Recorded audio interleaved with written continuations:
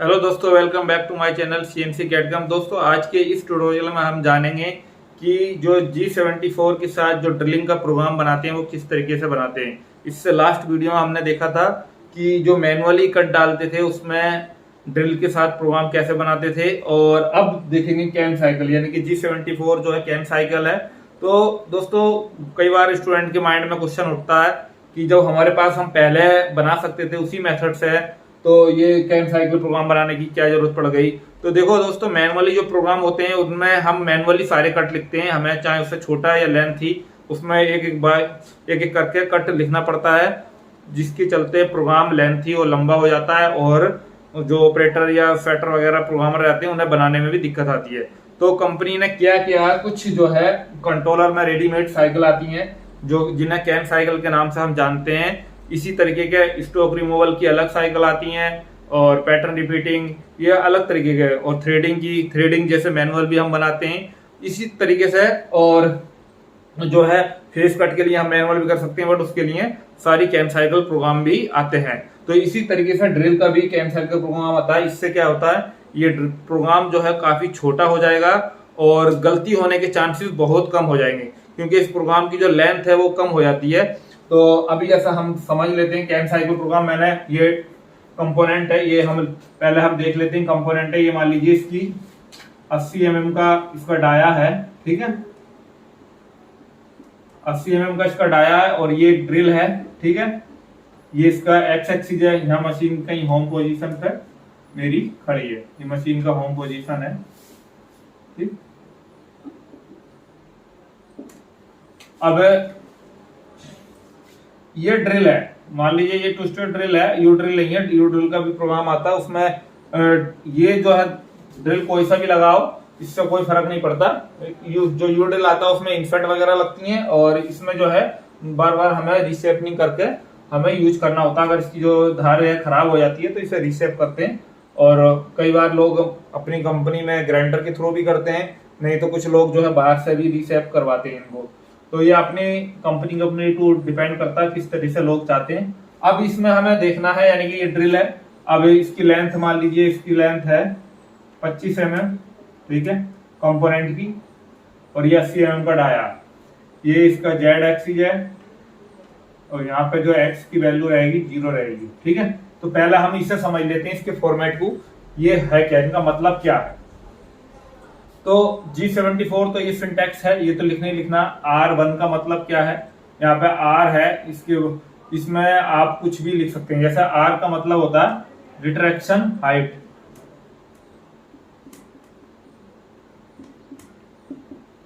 Retraction height. Retraction height से मतलब है जब इसमें यानी कि जब ड्रिल चलेगा तो हमें क्या होता है, तो कुछ स्टेप चल चल के हमें पीछे करना होता है, ताकि जो हमारा ड्रिल वगैरह जो ड्रिल है वो बर्न ना हो। तो उसके लिए यहाँ पे उसकी डिस्टेंस डालनी होती है। अगर आपको 1 mm पीछे करना है, एक लिमिट रहेगी, ये अभी आगे आएगा, तो और 2 mm पीछे करना, तो वो हाइट जो है इसमें डालनी होती है। तो जैसा कि R1 है तो इसका मतलब 1 mm चलेगा, ठीक है। उसके बाद आ जाता है एक्स जो है एक्स एक्सिस का जो डायामीटर है, तो ये एक्स एक्सिस का डायामीटर है, एक्सिस डायामीटर भी कह सकते हैं इसको, ठीक है। ये इसमें हमेशा 0 ही रहेगा, क्योंकि ड्रिल में हमेशा एक्स एक्सिस 0 ही रहता है। जब भी हम कोई भी ड्रिल करते हैं किसी भी कंपोनेंट में इस टाइप के, तो 0 ही रखते हैं। ये जेड क्या है, ये जो है कंपोनेंट की टोटल लेंथ है, ये जो जितना हमें ड्रिल चलाना टोटल लेंथ है ये, ठीक है। जो हमें जैसे मान लीजिए ये 25 है, तो ये R से पार तक जितना चलाएंगे वो उसकी टोटल लेंथ है।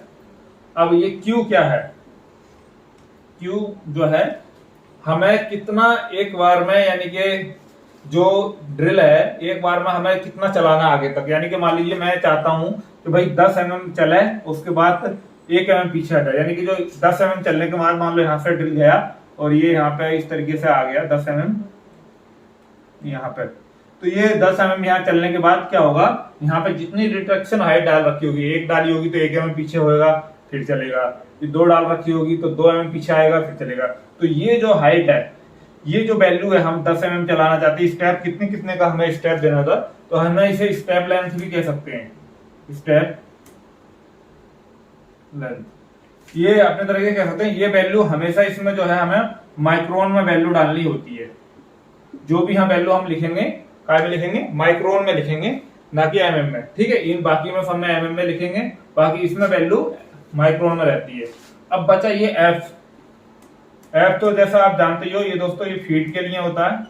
आपको कितनी फीट रखनी है ये इसके लिए है कि कितनी आप फीट देंगे वो इसमें दे सकते हैं। इस तरीके का एक सिंपल ये फॉर्मेट है, इसके ये सारे मतलब बता दिए। अब हम चलते हैं प्रोग्राम की तरफ। ये पूरा प्रोग्राम बनाते हैं, इसे मैं क्लीन कर देता हूं और आप देखते रहिए। और दोस्तों अभी तक आपने चैनल को सब्सक्राइब नहीं किया है तो प्लीज चैनल को सब्सक्राइब कर लें एंड बेल आइकन का बटन प्रेस कर लें, ताकि ऐसी ही इंपॉर्टेंट वीडियो आपको मिलती रहे। अब मैं इसको क्लीन करता हूं। ठीक है, इसका भी जैसे लास्ट वीडियो में हमने बनाया था फॉर्मेट सेम ही लिखेंगे कि किस तरीके से चीजें हम करते हैं। यानी कि लास्ट वीडियो में जैसे फॉर्मेट लिखा था हमने सेम लिखेंगे। पहले होम पोजीशन में मशीन ले जाएंगे सबसे पहले। अब दोस्तों कई बार लोग कहते हैं क्या अगर सीमेंट्स है तो सीमेंट्स के लिए भी मैंने डिफरेंस के लिए वीडियो बना रखी है, वहां पे जाके देख सकते हैं। वहां पे क्या क्या चीज चेंज करनी होती है, ज्यादा डिफरेंस नहीं है, फंडा एक ही है सीमेंट्स का भी इसका भी। तो ये जो कैम साइकिल प्रोग्राम है ये ओनली फानुक के लिए वैलिड है। सीमेंट्स का अलग होता है, जो सीमेंट्स में बनता है उसमें भी रहती है कैम साइकिल, बट ये जो कैम साइकिल प्रोग्राम है ये खाली सीमेंट्स में नहीं, ये फानुक के लिए है। ठीक है, अब इसके बाद जो है हम इस पर आ जाएंगे, दे देंगे G40, G90 और G99। जैसे मैंने इसमें G90 लिख दिया। G90 का मतलब क्या, G90 का मतलब होता है कि कोई भी जो वैल्यू है, यानी कि जो मशीन हमारी वैल्यू पड़ेगी वो एब्सोल्यूट कोऑर्डिनेट सिस्टम में पड़ेगी, यानी कि इंक्रीमेंटल में नहीं पड़ेगी। G90 वैसे तो ये बाय डिफॉल्ट मशीनों में पड़े रहते हैं, बाकी कोई चेंज कर देता है ऑपरेटर या कोई आपको फंसाने के लिए, तो आप ये हमेशा डाल के रखें ताकि ये सारी चीजें ओके हो जाए। तो G90 डालेंगे तो G99 उसमें एब्सोल्यूट प्रोग्रामिंग में चलेगा। एब्सोल्यूट के लिए अलग से वीडियो बनाई थी उसमें कोऑर्डिनेट सिस्टम की, वहां पे चैनल पे जाके वहां पे आप देख सकते हैं।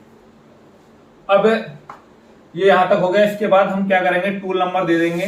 मान लीजिए टूल नंबर इसमें 6 है। ठीक है, तो ये जो हो गया हमारा टूल नंबर हो गया, और ये होता है ऑफसेट नंबर, यानी कि टूल के साथ जो टूल की पोजीशन है वो टूल का पोजीशन नंबर लिखते हैं, और ऑफसेट जिसमें इसकी ज्योमेट्री जो पैरामीटर एक्स के रहते हैं, ऑफसेट वगैरह रहते हैं, तो वो जो ऑफसेट के लिए ऑफसेट नंबर देना जरूरी होता है।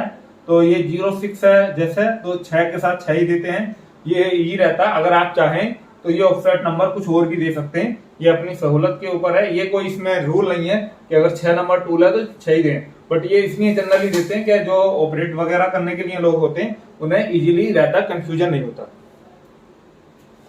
अब इसके बाद जो है G97 हम डाल देंगे ये, और इसमें हम आरपीएम दे देते हैं 400।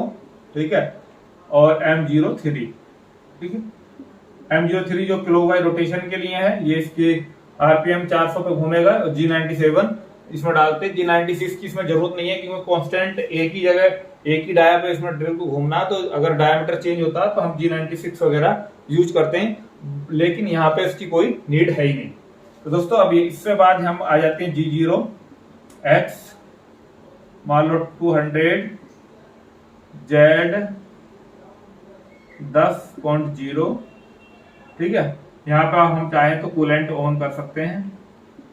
इसके बाद जो है G0X 0.0 Z 2.0, ये यहाँ पे हम ले आएंगे X पे। इसके बाद हमने जो अभी कैम साइकिल देखा था वो कोड डालेंगे।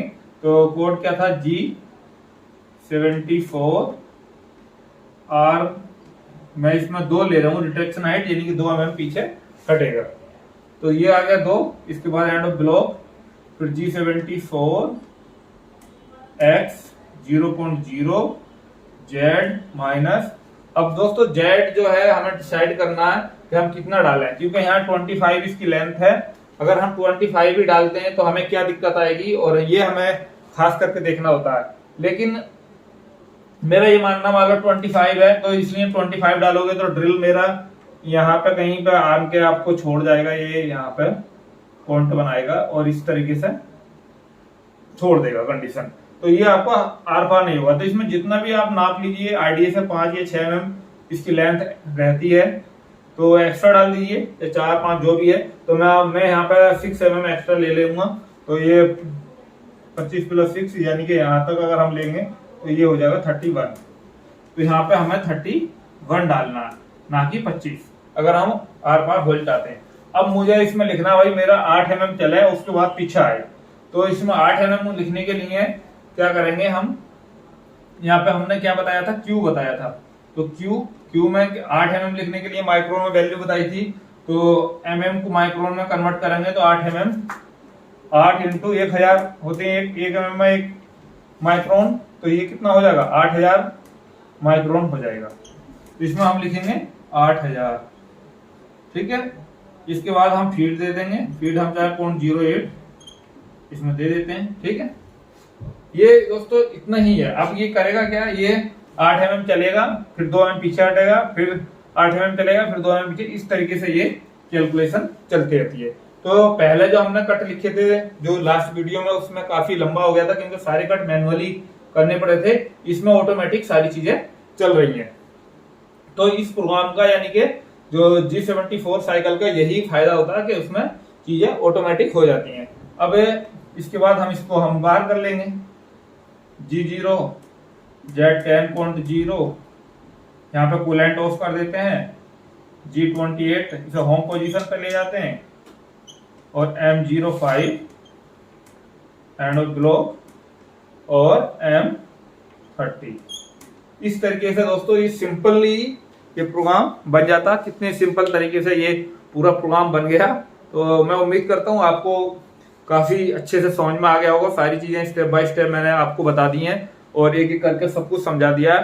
दोस्तों इसी टाइप की अगर वीडियो आप देखना चाहते हैं तो प्लीज चैनल को सब्सक्राइब करें, क्योंकि मैं ऐसे ही इंपॉर्टेंट वीडियो आपके लिए बनाता रहता हूं और ये सारी वीडियो फ्री ऑफ कॉस्ट है, ताकि आपको, अगर आप सब्सक्राइब कर लेंगे तो आपको जब भी कोई नई वीडियो आएगी तो उसकी नोटिफिकेशन मिल जाएगी। और इसमें कुछ नहीं है। और वीडियो अच्छी लगी तो लाइक एंड शेयर करना ना भूलें, और अपने दोस्तों को जरूर शेयर करें, उनकी हेल्प होगी इस तरीके से। तो दोस्तों, और आप अगर सॉलिड वर्क के ट्यूटोरियल वगैरह भी देखना चाहते हैं तो भी लिंक डिस्क्रिप्शन में मिल जाएगा, वहां जाकर आप देख सकते हैं, या चैनल पे जाकर, चैनल के होम पेज पे जाकर वहां से सर्च कर सकते हैं। तो दोस्तों आज की वीडियो में इतना ही। Thanks for watching. जय हिंद।